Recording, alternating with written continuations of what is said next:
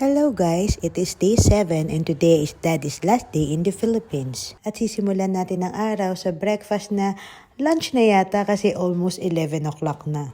By the way, ito yung prepare kong pagkain para sa mga kids plus hotdog na hindi ko na nabidyohan at ang ampalaya is para sa akin lang kasi ako lang talaga ang kumakain yan. Bandang hapon naisipan kong mag-bake ng condensed milk cake at ito nga si kuya. Inip na inip ng maluto kasasalang palang binabantayan agad. And after almost 30 minutes of baking, ayan, luto na siya. At syempre, hindi umaalis ang ating bantay.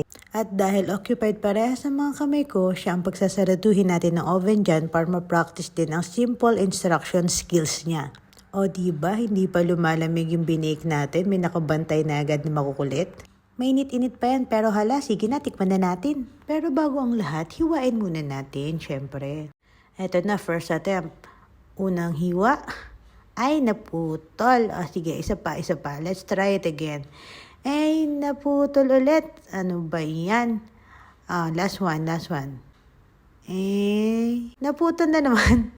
Ikaw, Sak, ha? Kunwari ka pang aayaw-ayaw, pero ang dami mo naman makakain. Simulan na natin ang mukbangan. Wow, sarap buhay. Nuod-nuod, kain-kain lang. Pinag-prepare ko din nga pala sila ng cold chocolate drink dyan para naman may panulak sila. Cheers!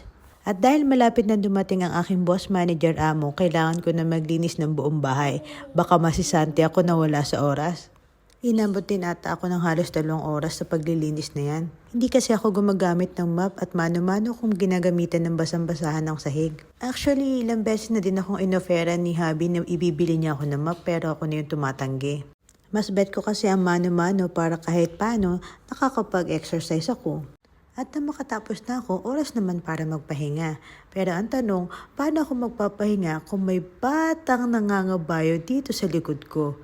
At eto na nga around 11 PM Pinas time, ready for take-up ng eroplano sinasakyan ni Habi. Meaning bukas, may daddy na ulit kami.